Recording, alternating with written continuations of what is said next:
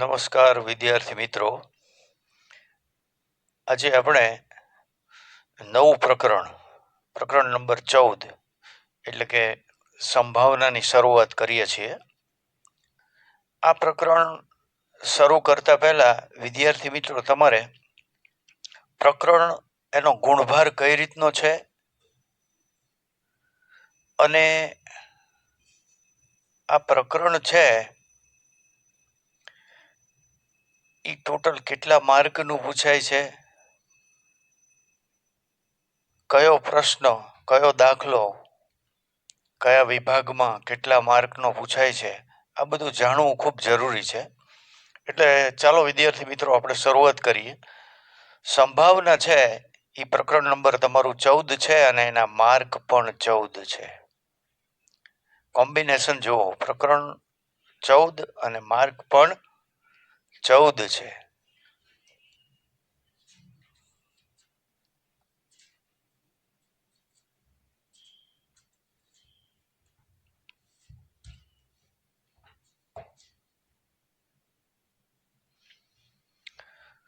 હવે વિદ્યાર્થી મિત્રો આ પ્રકરણના ટોટલ 14 માર્ક છે એ બ્લુ પ્રિન્ટ પ્રમાણે કઈ રીતે વહેંચાયેલા છે એની પહેલા આપણે જાણકારી મેળવી લઈ.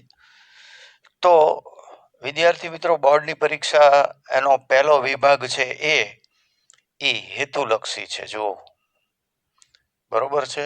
તો કે હા સાહેબ. હવે આ હેતુલક્ષીની અંદર તમને ખરા ખોટા, ખાલી જગ્યા, વિકલ્પ, જોડકા આવું પૂછે છે.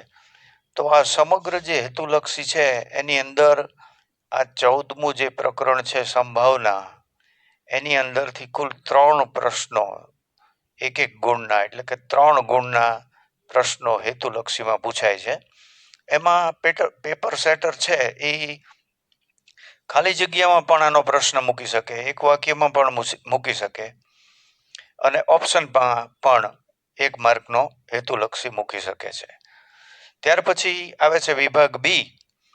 તો વિદ્યાર્થી મિત્રો વિભાગ બી ની અંદર આ પ્રકરણમાંથી 2 માર્કનો એક પણ પ્રશ્ન પૂછાતો નથી, 2 માર્કનું કંઈ પૂછાતું નથી. ત્યાર પછી આવે છે વિભાગ સી. તો વિભાગ સી ની અંદર આ સંભાવનામાંથી 3 માર્કનો એક દાખલો પૂછાય છે. જો આ હું બતાવું છું કર્સરથી, ત્યાં ધ્યાન આપજો. 3 માર્કનો એટલે કે 3 ગુણનો એક દાખલો પૂછાય છે.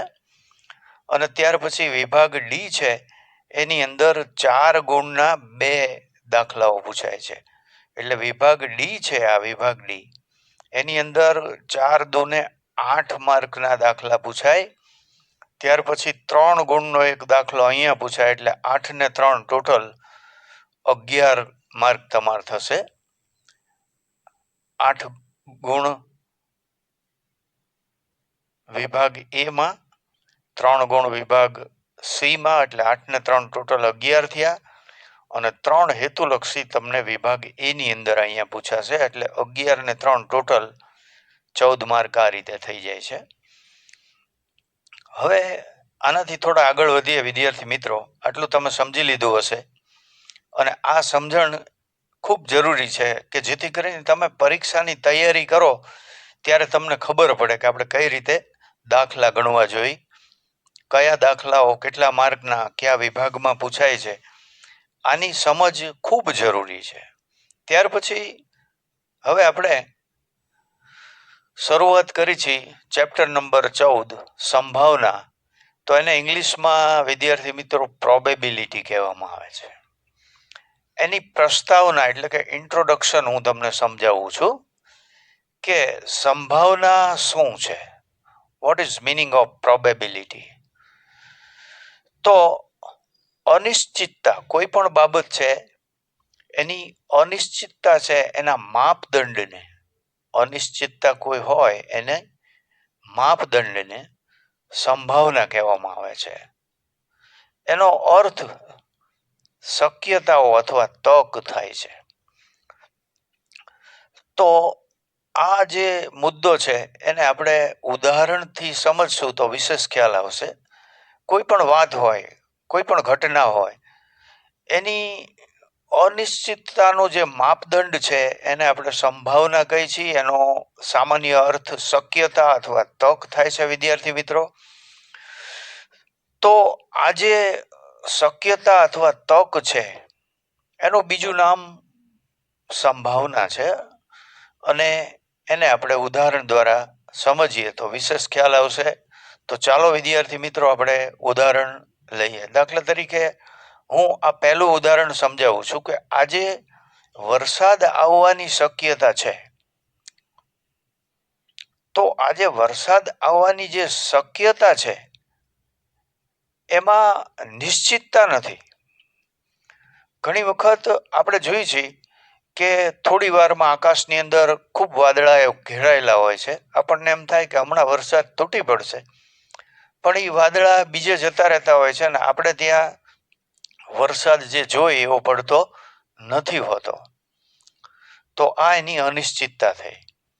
ત્યાર પછી બીજું ઉદાહરણ લઈ તો એમાં હું તમને ઉદાહરણમાં આપું છું કે ભારતની જે ટીમ છે એની મેચ જીતવાની તક છે. એને ભારતની ટીમ છે એને મેચ જીતવાની તક છે. તો આ સંભાવનાનું બીજું ઉદાહરણ છે કે ભારત માની લો કે પાકિસ્તાન સામે રમતી હોય અને 4 દડા અને 8 રન કરવાના બાકી રહેતા હોય, તો આપણે આવા કટોકટી ભર્યા સંજોગોની અંદર મેચ જોતા હોય ત્યારે આપણે સ્વાભાવિક કહી છીએ કે ભારતની ટીમ છે એને આજ મેચ જીતવાની સારામાં સારી તક છે. હવે જો એની અંદર 4 દડામાં 6 રન થઈ જતા હોય અથવા 8 રન બાકી રહેતા હોય થઈ જતા હોય તો મેચ આપણે જીતી શકીએ છીએ. અને કદાચ વિકેટ પડી જાય તો મેચ હારી પણ શકીએ છીએ. એટલે અહીંયા સંભાવના છે એ શક્યતા ઉપર અથવા તક ઉપર આધારિત છે.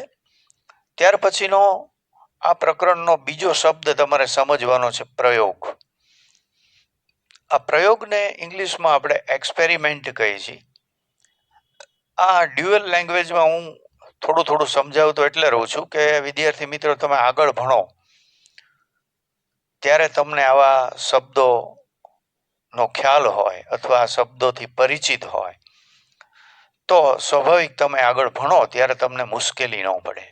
દાખલા તરીકે 10th પછી ડિપ્લોમા વિદ્યાર્થીઓ જતા હોય છે તો ત્યાં પણ એને આ ઇંગ્લિશ શબ્દોનો પરિચય ન હોય ત્યારે એને શરૂઆતમાં ભણવામાં ખૂબ મુશ્કેલી પડતી હોય છે. તો આવા મુદ્દાઓને ધ્યાનમાં રાખી અને હું અત્યારે થોડું ઘણું ગુજરાતી અને એની સાથે થોડું ઇંગ્લિશ એની ચર્ચા કરતો જઉં છું.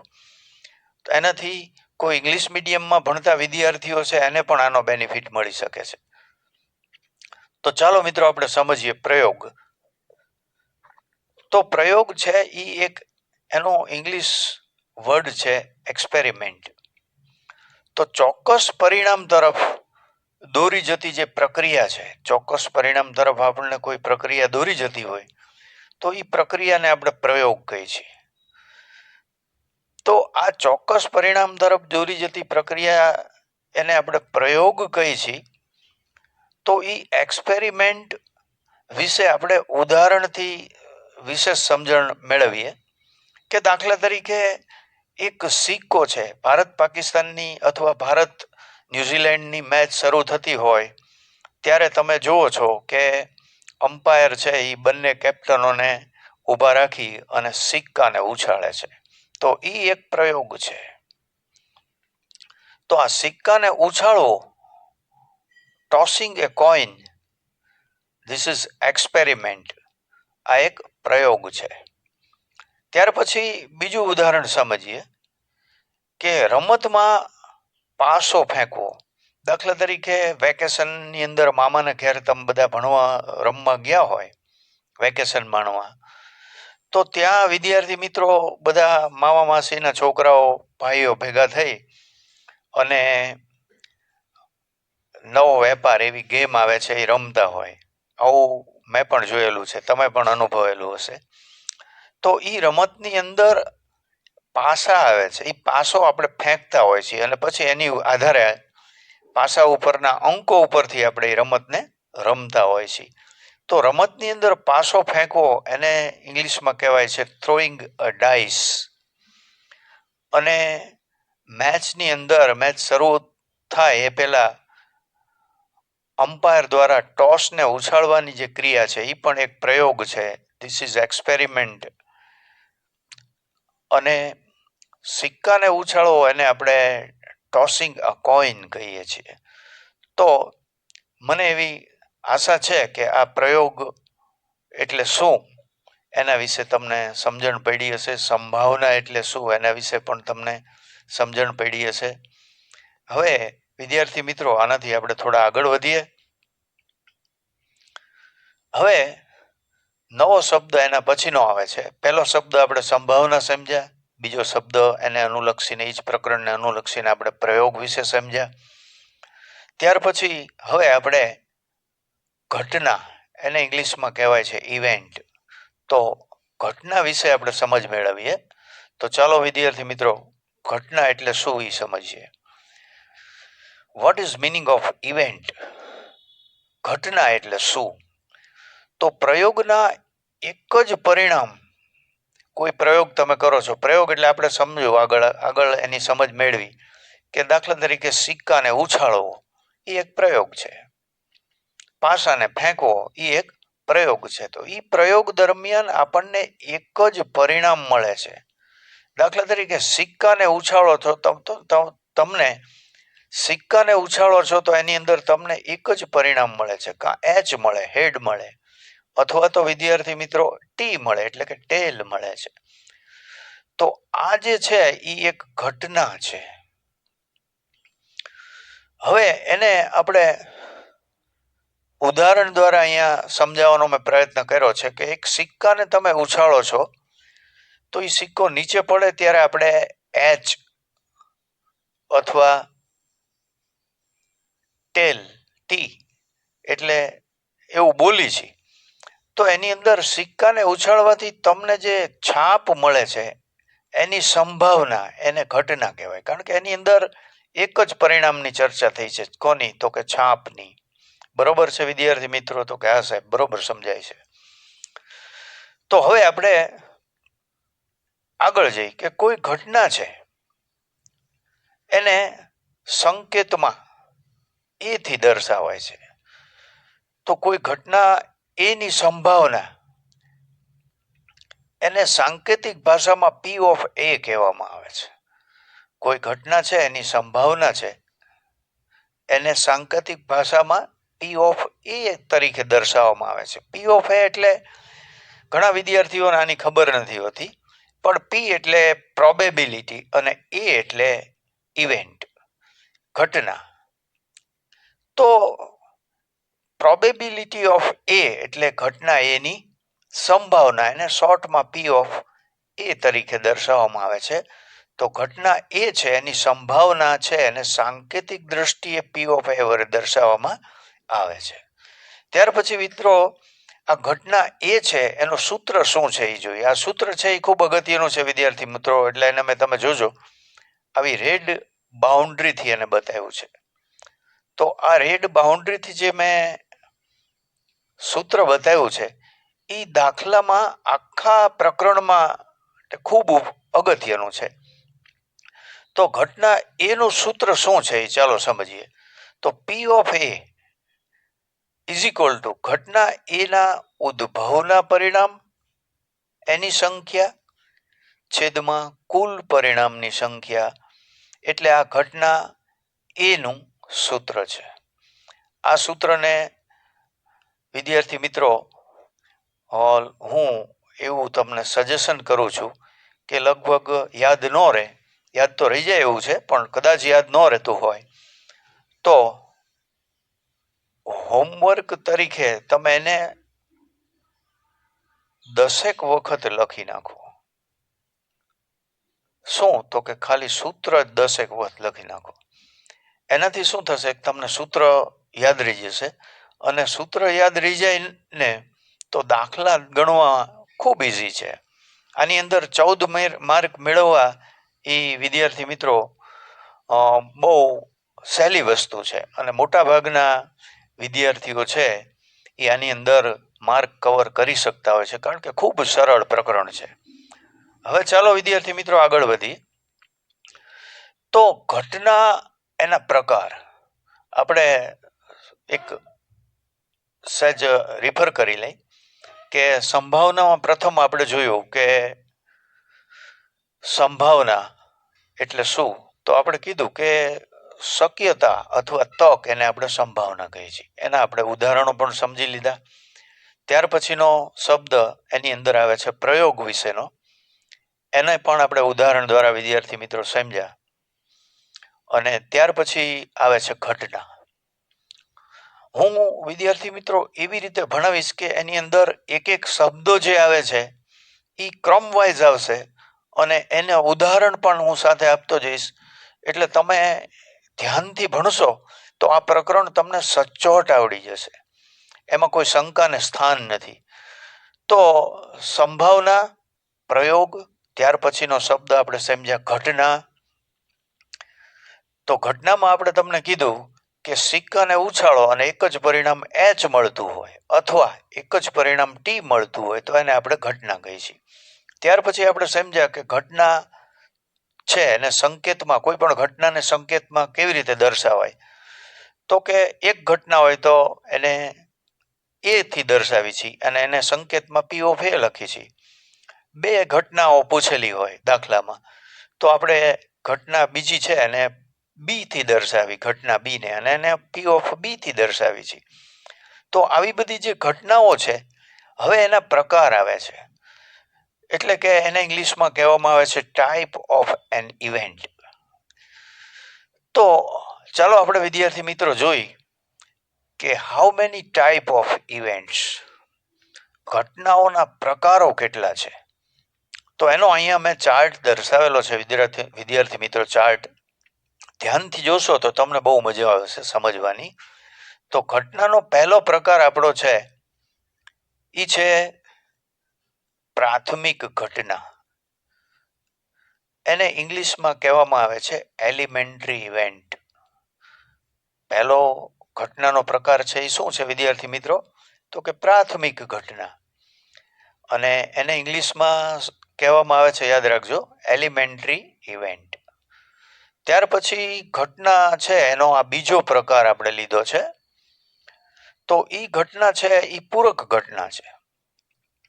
વિદ્યાર્થી મિત્રો આ અગાઉથી હું લખી અને ગોઠવી રાખું છું એટલા માટે કે આનો ક્રમ વ્યવસ્થિત જળવાય, તમને સમજણ વ્યવસ્થિત પડે.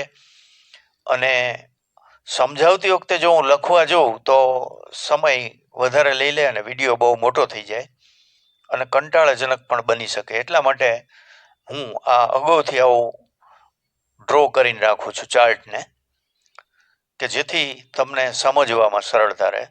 તો ચાલો વિદ્યાર્થી મિત્રો હવે બીજા ઘટના છે એની પ્રકારની ચર્ચા કરીએ. તો બીજો પ્રકાર આપણો ઘટનાનો છે એને આપણે કહીએ છીએ પૂરક ઘટના. તો આ પૂરક ઘટના છે એને ઇંગ્લિશમાં કહેવામાં આવે છે એલિમેન્ટરી ઇવેન્ટ. એને શું કહેવામાં આવે છે વિદ્યાર્થી મિત્રો, તો કે એલિમેન્ટરી ઇવેન્ટ. ત્યાર પછી ઘટનાનો આ ત્રીજો પ્રકાર છે. તો ઘટનાનો આ ત્રીજો પ્રકાર છે એને કહેવામાં આવે છે ચોક્કસ ઘટના. અને આ ચોક્કસ ઘટના છે એનો ઇંગ્લિશ છે સર્ટન ઇવેન્ટ. ત્યાર પછી ઘટનાનો આ ચોથો પ્રકાર છે અને એને કહેવામાં આવે છે અશક્ય ઘટના. અને ઇંગ્લિશમાં એને કહેવામાં આવે છે ઇમ્પોસિબલ ઇવેન્ટ્સ. તો મેં તમને પહેલા પ્રશ્ન કર્યો હતો કે how many type of events, તો એનો જવાબ છે there are 4 types of event given in your syllabus. First is elementary event, second is complementary event, third is certain event, and fourth is impossible event. તો આ રીતે 4 પ્રકારની ઘટનાઓ વિશે આપણે સમજ્યા. હવે તમને એ ઘટનાઓની ચર્ચા કરતો તો ત્યારે તમને પ્રશ્ન થાય, સ્વાભાવિક છે વિદ્યાર્થી મિત્રો, કે સાહેબ પ્રાથમિક ઘટના, પૂરક ઘટના, આ બધી ઘટના એટલે શું, એનો મિનિંગ શું, એ કઈ રીતે અમને ખબર પડે? તો ચાલો વિદ્યાર્થી મિત્રો આપણે હવે આ ઘટના છે એક એક એને સવિસ્તાર સમજીએ. તો આ સ્ટારની અંદર મેં બતાવ્યું છે પહેલી ઘટના કે જેને આપણે નામ આપ્યું છે પ્રાથમિક ઘટના, અને ઇંગ્લિશ એનું મેં તમને સમજાવ્યું કે એને કહીએ છીએ આપણે એલિમેન્ટરી ઇવેન્ટ. તો પ્રાથમિક ઘટના એટલે શું? તો કે પ્રયોગ કોઈ પણ તમે કરો છો, ઈ પ્રયોગનું ફક્ત એક જ પરિણામ તમને મળતું હોય, તો આવી તમામ ઘટનાઓ છે એને આપણે પ્રાથમિક ઘટનાઓ કહીએ છીએ. એનું આગળ પણ ઉદાહરણ એક આવી ગયું છે કે દાખલા તરીકે સિક્કાને તમે ઉછાળો છો તો એની અંદર તમને છાપ મળી, તો સિક્કાને ઉછાળવાથી છાપ મળે છે, તો આ જે ઘટના છે એ પ્રાથમિક ઘટના છે. હવે એનાથી થોડા આગળ જઈએ વિદ્યાર્થી મિત્રો. ત્યાર પછી આવે છે આ સ્ટારમાં બતાવ્યું છે કે નંબર 2 જેને આપણે પૂરક ઘટના કહીએ છીએ, અને એનું ઇંગ્લિશ છે કોમ્પ્લિમેન્ટરી ઇવેન્ટ. તો હવે આ પૂરક ઘટના શું છે એ જોઈએ. તો કે દાખલા તરીકે તમે સિક્કાને ઉછાળ્યો અને તમને છાપ મળી અને તમે ઘટના એ કીધી છે, તો એની પૂરક ઘટના એટલે શું? તો કે ઘટના એ ન બનતી હોય, એટલે કે છાપ ન મળતી હોય, અને માની લો કે તમને કાંટો મળ્યો, તો છાપ નથી મળતી ઈ ઘટના, ઈ છાપ મળે છે એ ઘટનાની શું થઈ ગઈ? તો કે પૂરક ઘટના થઈ ગઈ, કોમ્પ્લિમેન્ટરી ઇવેન્ટ થઈ ગઈ. તો આવી જે પૂરક ઘટના છે, જેમ આપણે ઘટના એ ને પી ઓફ એ થી દર્શાવ્યું હતું, એમ પૂરક ઘટના છે એને પણ સંકેત છે. તો આ પૂરક ઘટના છે એને સંકેતમાં આપણે પી એ બાર થી દર્શાવી છે. એ બાર એટલે આ એ ઉપર આપણે જે ડેશ જેવું કર્યું છે એને વાંચવામાં આવે છે પી એ બાર. તો એની પૂરક ઘટના વિશે આપણે સમજી ગયા. અહીંયા આપણે એક આકૃતિ દોરી અને મેં વિદ્યાર્થી મિત્રો તમને સમજાવવાનો પ્રયાસ કર્યો છે કે આવી એક બેગ છે અને એ બેગની અંદર 3 દડાઓ છે લાલ કલરના.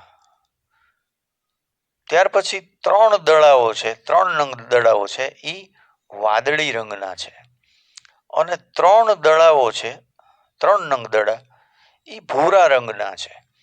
અહીંયા એક એક સિમ્બોલ ત્રણેયનો બતાવ્યો છે, પણ એને તમારે સમજવાનું છે કે લાલ 3, વાદળી 3 અને ભૂરા રંગના 3. આ બેગની અંદર ટોટલ 9 દડાઓ છે.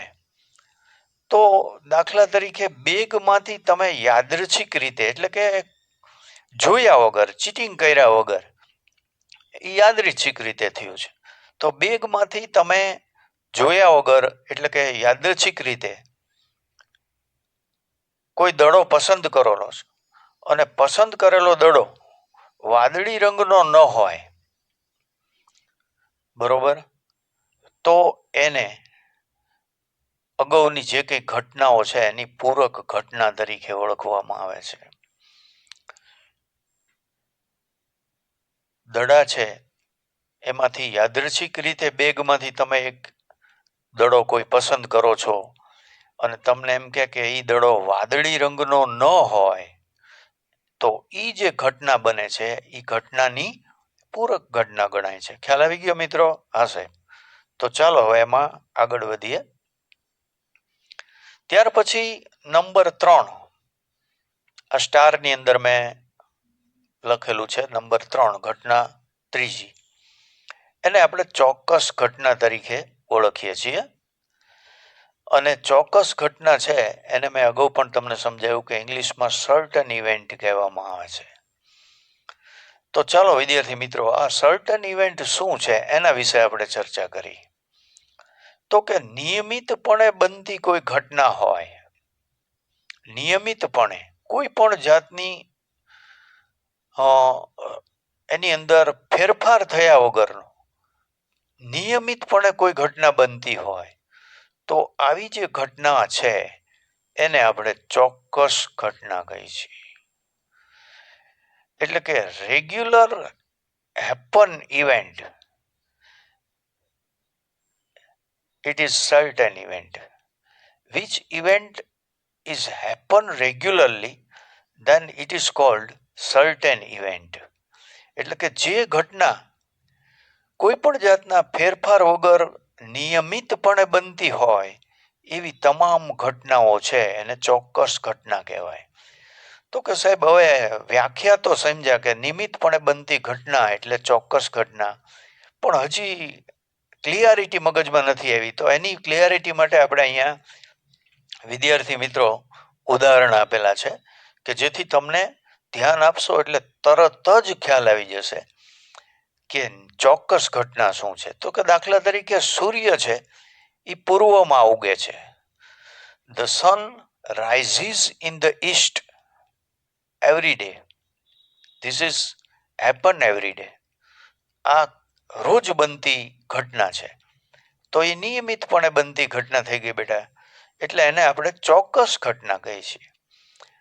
ત્યાર પછી બીજું ઉદાહરણ ભૂમિતિને આધારે સમજાવું હું તમને કે વર્તુળને એક જ કેન્દ્ર હોય તો તમે જ્યારે પણ વર્તુળ બનાવો પરિકર લઈને, તો પરિકર તમે જ્યાં મૂકો છો અને પછી દોરો છો યોગ્ય ત્રિજ્યા લઈને, ત્યારે તમને એક જ કેન્દ્ર મળે છે. તો વર્તુળને એક જ કેન્દ્ર હોય એ એક નિયમિત બનતી ઘટના છે. જ્યારે પણ તમે વર્તુળ દોરશો કોઈ પણ ત્રિજ્યા લઈને, નાની મોટી કોઈ પણ ત્રિજ્યા લઈને બનાવશો, ત્યારે તમને વર્તુળની અંદર એક જ કેન્દ્ર મળે છે. એટલે કે a circle has only one center.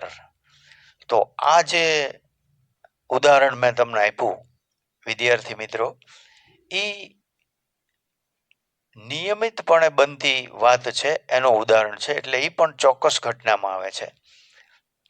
ત્યાર પછી આપણે ત્રીજું એક ઉદાહરણ હજી સમજીએ વિશેષ ક્લિયરિટી માટે, કે દાખલા તરીકે સૂર્ય પૂર્વમાં ઉગે છે એને આપણે ચોક્કસ ઘટના કીધી છે. એ જ પ્રમાણે એની વિરુદ્ધ પ્રક્રિયા છે કે સૂર્ય છે એ પશ્ચિમમાં આથમે છે. The sun sets in the west, એટલે કે સૂર્ય પશ્ચિમમાં આથમે છે. આ પણ એક રેગ્યુલર બનતી ઘટના છે.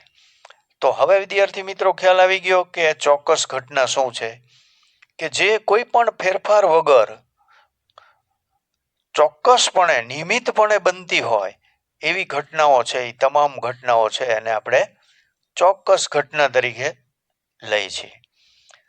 તો આટલો ખ્યાલ વિદ્યાર્થી મિત્રો મને એવી આશા છે કે તમને બધાને સમજાઈ ગયું હશે. તો સમજાઈ ગયું છે વિદ્યાર્થી મિત્રો? તો કે હા સાહેબ બરોબર સમજાઈ ગયું છે. તો હવે આમાં થોડા આપણે આગળ વધીએ.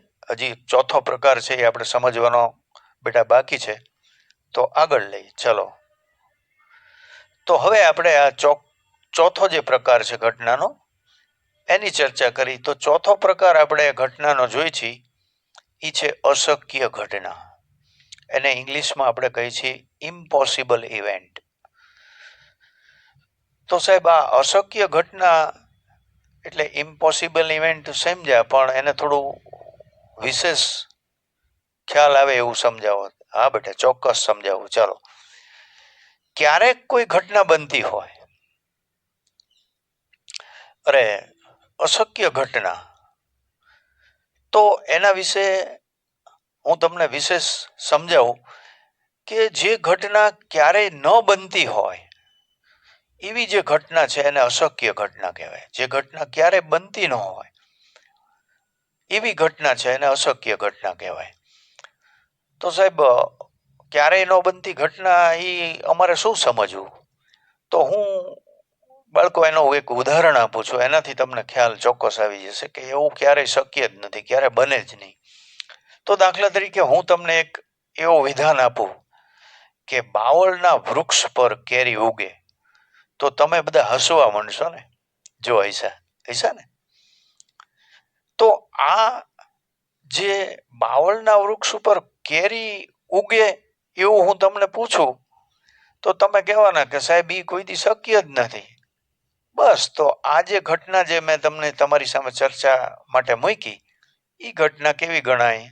તો કે અશક્ય ઘટના. વાહ સાહેબ, સમજાઈ ગયું. ત્યાર પછી આપણે આ 4 ઘટનાઓ સમજી લીધી કે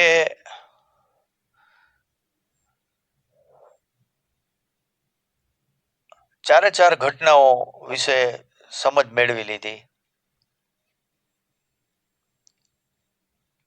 પ્રાથમિક ઘટના, પૂરક ઘટના, ચોક્કસ ઘટના, અશક્ય ઘટના.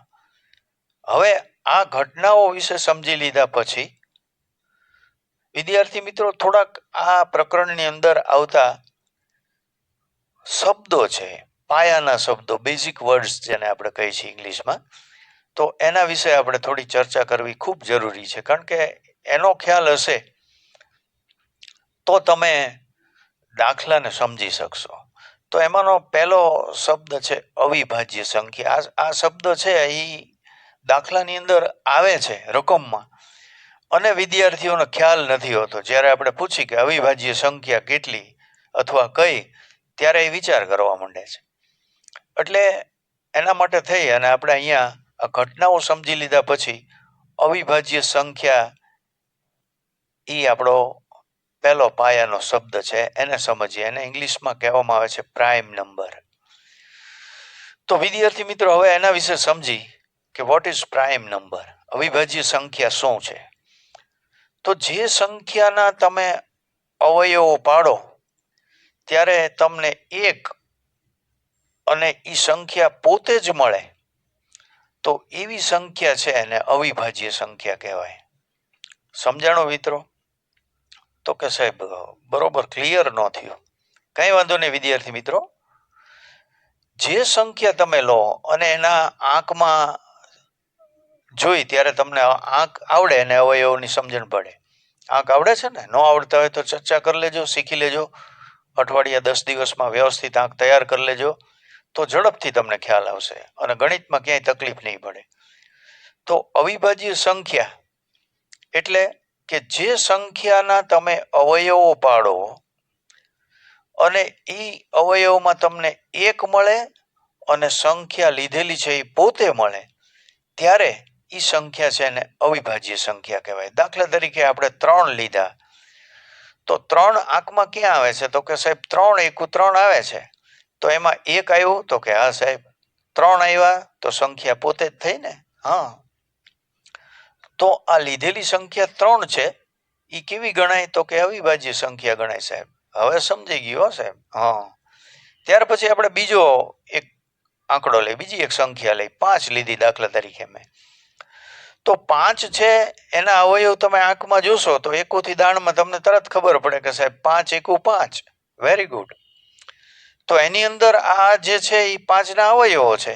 હવે ખ્યાલ આવ્યો અવયવો વિશેનો? તો કે હા સાહેબ. હવે એમાં કઈ કઈ સંખ્યા છે? તો કે સાહેબ 1 છે અને 5 છે. Very good.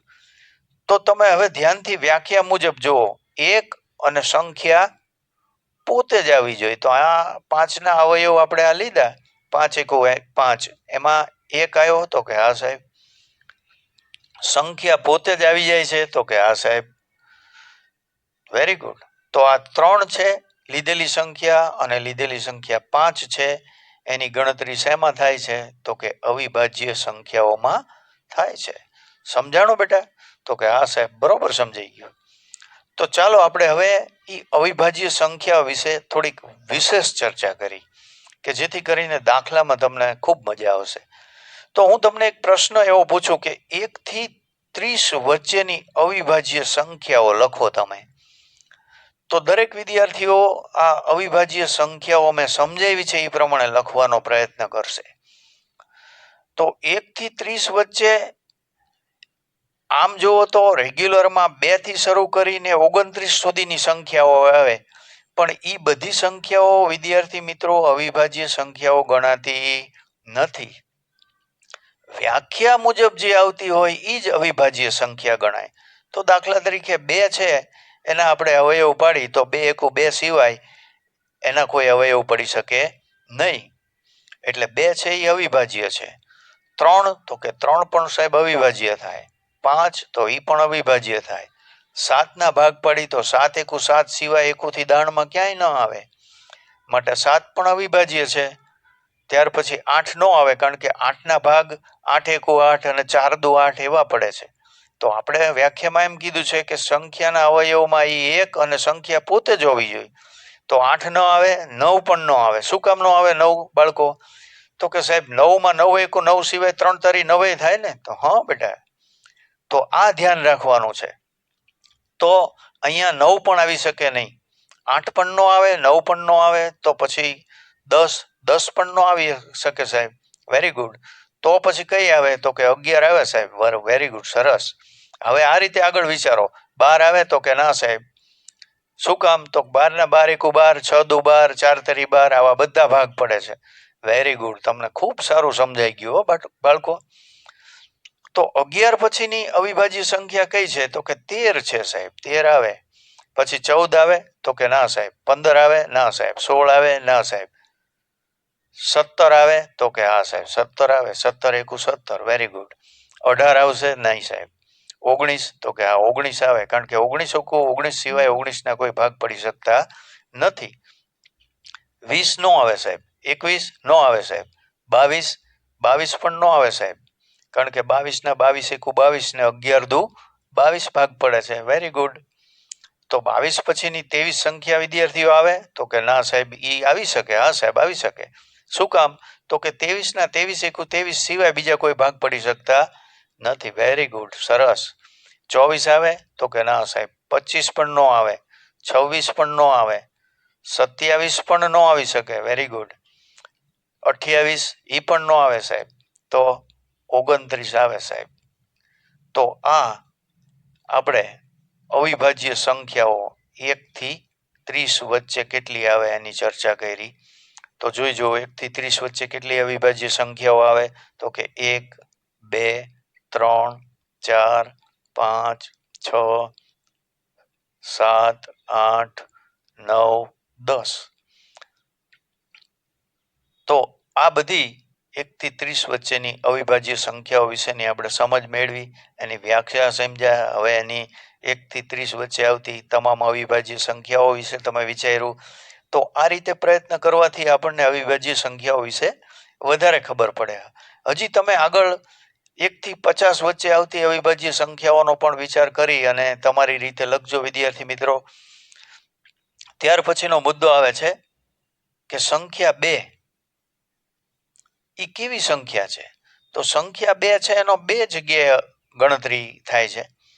સંખ્યા 2 છે એ બેકી સંખ્યામાં પણ આવે છે, અને સંખ્યા 2 છે એ અવિભાજ્ય સંખ્યામાં પણ આવે છે. તો આ મુદ્દો છે કે 2 એ બેકી સંખ્યા પણ છે અને અવિભાજ્ય સંખ્યા પણ છે.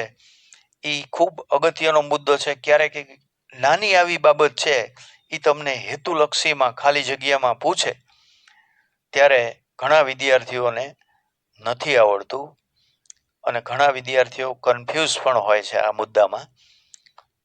તમને એમ પૂછે કે 2 ખાલી જગ્યા એ અવિભાજ્ય અને બેકી સંખ્યા છે, તો એની અંદર જવાબ 2 આવશે. તો આટલું આપણે સમજી લીધું. ત્યાર પછીનો આપણો શબ્દ છે એના ઉપર આપણે જઈ સમજવા માટે. ત્યાર પછીનો મુદ્દો આવે છે વિભાજ્ય સંખ્યા. તો વિદ્યાર્થી મિત્રો, આ વિભાજ્ય સંખ્યા છે ને ઇંગ્લિશમાં કહેવામાં આવે છે કમ્પોઝિટ નંબર. તો આ વિભાજ્ય સંખ્યા શું છે? What is meaning of composite number? તો એના વિશે આપણે વિદ્યાર્થી મિત્રો સમજીએ કે કોઈ સંખ્યાના અવયવો એક અને સંખ્યા પોતે હોય એના કરતા પણ વધારે અવયવો તમને જોવા મળે, વધુ અવયવો જોવા મળે. એક અને સંખ્યા પોતે હોય એના કરતા પણ વધુ અવયવો તમને જોવા મળે ત્યારે આવી જે સંખ્યા છે એને આપણે વિભાજ્ય સંખ્યા, દેટ મીન્સ કમ્પોઝિટ નંબર તરીકે ઓળખી છીએ. ખ્યાલ આવ્યો વિદ્યાર્થી મિત્રો? તો કે હા સાહેબ. વિભાજ્યમાં આપણે જોયું કે એક અને સંખ્યા પોતે જ હોય, પણ જે સંખ્યાના તમે અવયવ પાડો અને એક અને સંખ્યા પોતે કરતા પણ વધુ અવયવો તમને મળે તો એને વિભાજ્ય સંખ્યા કહેવાય છે.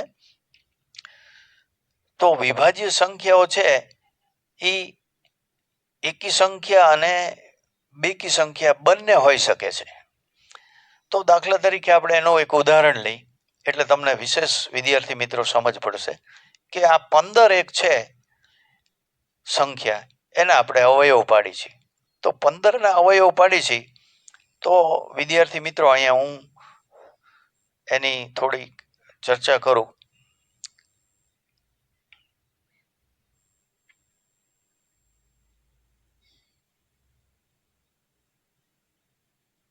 અહીં સાઈડમાં ચર્ચા કરું છું કે દાખલા તરીકે હું તમને સમજાવું છું તો અહીંયા બતાવ્યું તો છે જ, છતાં એક વખત ચર્ચા અહીંયા કરી લઈ કે આ 15 છે તો એના આંકમાં ક્યાં ક્યાં આવે તો તરત વિદ્યાર્થીઓને ખબર પડશે કે સાહેબ 15 એકુ 15. બીજા અવયવ ક્યાં પડે વિદ્યાર્થી મિત્રો? તો કે સાહેબ 5 તરી 15. Very good. તો આની અંદર આવતો એક અને સંખ્યા પોતે ઈ સિવાયના વધારાના બીજા અવયવો તમને જોવા મળશે. કયા કયા? તો કે ઈ સાહેબ વધારાના એની અંદર 5 આવે છે અને 3 આવે છે. તો આપણે તમને અહીંયા સમજાવ્યું કે કોઈ સંખ્યાના તમે અવયવ પાડો છો અને એક અને સંખ્યા પોતે કરતા પણ આ રીતે વધારાના અવયવો મળતા હોય ત્યારે આપણે જે લીધેલી સંખ્યા છે આવડિયા કઈ? તો કે આ 15 એ વિભાજ્ય સંખ્યા ગણાય છે. હવે સમજાણો વિદ્યાર્થી મિત્રો? તો કે હા સાહેબ, બરોબર સમજાઈ ગયું છે. Very good. ચાલો તો હવે એના પછીનો એક શબ્દ છે એને સમજીએ. આ પણ દાખલાની રકમની અંદર આવતો એક મહત્વનો શબ્દ છે.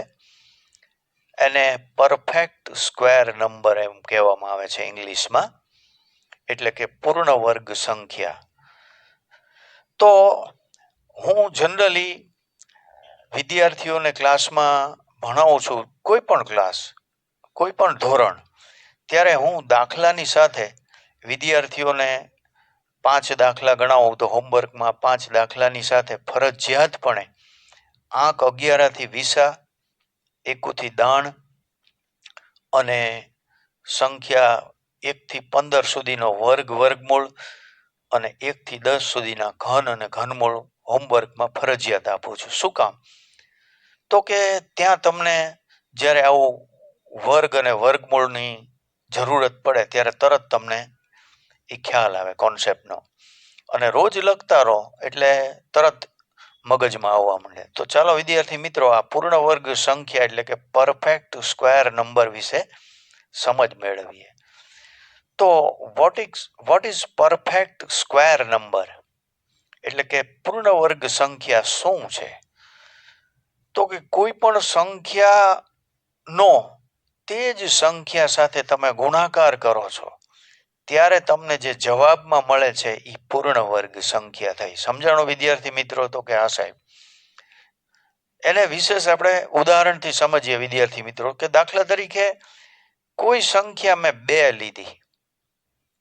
આપણને શું કીધું છે કે કોઈ સંખ્યા લો અને એ જ સંખ્યાનો લીધેલી સંખ્યા સાથે તમે ગુણાકાર કરો. તો મેં 2 સંખ્યા લીધી અને એ જ સંખ્યા ફરીથી લઈ અને એનો ગુણાકાર કર્યો, કોઈ સંખ્યાનો લીધેલી સંખ્યા સાથે ગુણાકાર કર્યો તો જવાબમાં મળે 2 દુ 4 મળે છે. બીજી એક સંખ્યા મેં લીધી 3, તો એનો એ જ સંખ્યા સાથે મેં ગુણાકાર કર્યો તો મને જવાબ મળ્યો 3×9. તો અહીંયા જે જવાબમાં મળે છે 4 અને જવાબમાં મળે છે 3 એ પૂર્ણ વર્ગ સંખ્યાઓ છે. તો ચાલો વિદ્યાર્થી મિત્રો, પૂર્ણ વર્ગ સંખ્યા વિશે તમે સમજી ગયા હોય તો આપણે 1 થી 50 સુધીની પૂર્ણ વર્ગ સંખ્યાઓ વિશે ચર્ચા કરીએ. કારણ કે આવું પણ દાખલામાં આવે છે. તો દાખલાની રકમમાં જ્યારે તમને પૂછ્યું હોય કે આવી પૂર્ણ વર્ગ સંખ્યાઓ છે એની સંભાવના શોધો, ત્યારે આપણને પૂર્ણ વર્ગ સંખ્યા જ આ બે સંખ્યા વચ્ચેની કઈ કઈ છે એ ન ખબર હોય તો તમે એની સંભાવના શોધી શકતા નથી અને તમને દાખલો અઘરો લાગે છે. બાકી જેને આ પૂર્ણ વર્ગ સંખ્યાઓ વિશે બરોબર ખ્યાલ આવી ગયો છે એને તો આ પ્રકરણમાંથી પૂરેપૂરા માર્ક મળે જ છે. અને તમે પણ ધ્યાન આપથી આ બધું સાંભળશો, સમજશો અને આ વિડીયો છે એને રિવિઝનમાં લેશો વારંવાર તો તમને આ પ્રકરણમાંથી પૂછાતું જે તમામ છે 14 માર્કનું, 14 માર્ક મારી ગેરંટી છે કે બોર્ડની પરીક્ષાની અંદર તમને મળી જ જશે. તો 1 થી 50 વચ્ચેની પૂર્ણ વર્ગ સંખ્યાઓ કઈ કઈ છે એની વિશે આપણે ચર્ચા કરી. તો કે 1 એકુ 1, 1 પૂર્ણ વર્ગ, 2 દુ 4, 4 પૂર્ણ વર્ગ, 3 તરી 9, 9 પૂર્ણ વર્ગ, ચોકો ચોકો તો કે 16, 16 પૂર્ણ વર્ગ. ખ્યાલ આવે છે ને વિદ્યાર્થી મિત્રો? હા સાહેબ. પચો પચો તો કે 25 સાહેબ, તો 25 પૂર્ણ વર્ગ સંખ્યા. છાએ છાએ 36 તો 36 પૂર્ણ વર્ગ સંખ્યા સાહેબ. સત્યો સત્યો 49, 49 પૂર્ણ વર્ગ સંખ્યા. હવે આગળ જવાય તો કે ના સાહેબ. શું કામ ન જવાય? તો આપણને અહીંયા કીધું છે કે 1 થી 50 સુધીની જ પૂર્ણ વર્ગ સંખ્યાની ચર્ચા કરવાની છે. એટલે આગળ જઈ તો 88, 64, 90, 81 આવે, પણ આપણને જ્યારે અહીંયા મર્યાદા આપી છે કે 1 થી 50 સુધીની પૂર્ણ વર્ગ સંખ્યાની ચર્ચા, ત્યારે આપણે 1 થી શરૂ કરી અને 49 સુધી જવાનું છે, ત્યાં અટકી જવાનું છે. તો મને એવો કોન્ફિડન્સ છે, વિશ્વાસ છે કે જે કંઈ મેં તમને સમજાવ્યું છે વિદ્યાર્થી મિત્રો, એ મીડિયમ લેવલના વિદ્યાર્થીઓ પણ ધ્યાનથી સાંભળશે અને સમજવાનો પ્રયત્ન કરશે એકાગ્રતાથી. તો આટલું જે મેં તમને સમજાવ્યું છે એ ચોક્કસપણે તમને મગજમાં ઉતરી જશે. તો અહીંયા હું આ વિડીયોને પૂર્ણ કરું છું. પછી જે કંઈ દાખલા અને આગળ અગત્યની ચર્ચાઓ આવશે એ હું પછીના વિડીયોમાં આપીશ. Thank you very much.